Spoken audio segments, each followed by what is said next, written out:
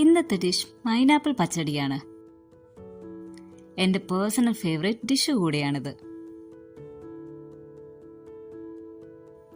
ചെറുതായി കൊത്തിയരിഞ്ഞ പൈനാപ്പിൾ ചൂടായ ഉരുളിയിലേക്ക് മാറ്റിയ ശേഷം വേവാൻ ആവശ്യമായ വെള്ളം, മുളകുപൊടി, മഞ്ഞൾപ്പൊടി, ഉപ്പ് എന്നിവ ചേർത്ത് മിക്സ് ചെയ്ത് വേവിച്ചെടുക്കാം.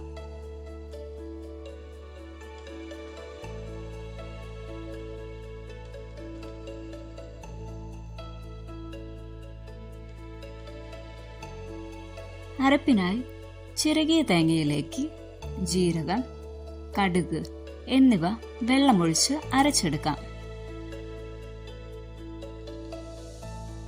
അതിലേക്ക് 1 കപ്പ് പൈനാപ്പിൾ പീസസ് കൂടെ ചേർത്ത് അരയ്ക്കാം.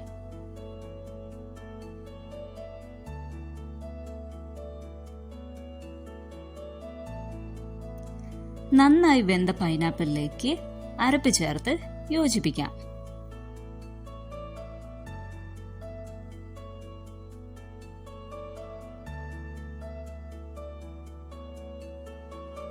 പച്ചമുളക് അരിഞ്ഞതും ചേർത്ത് യോജിപ്പിച്ച് ഏകദേശം 2 മിനിറ്റ് വേവിക്കാം.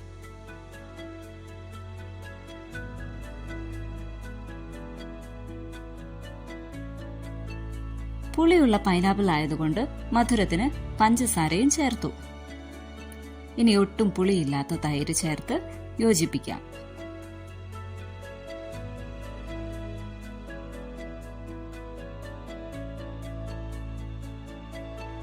നന്നായി ചൂടായി വന്നാൽ മുന്തിരി ചേർത്ത് കൊടുക്കാം.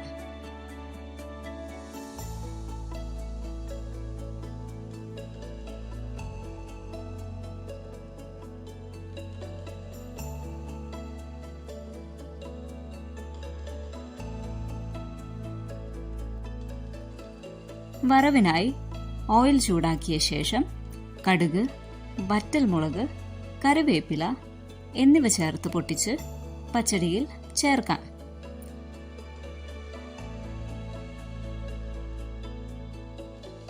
നമ്മുടെ പൈനാപ്പിൾ പച്ചടി തയ്യാർ.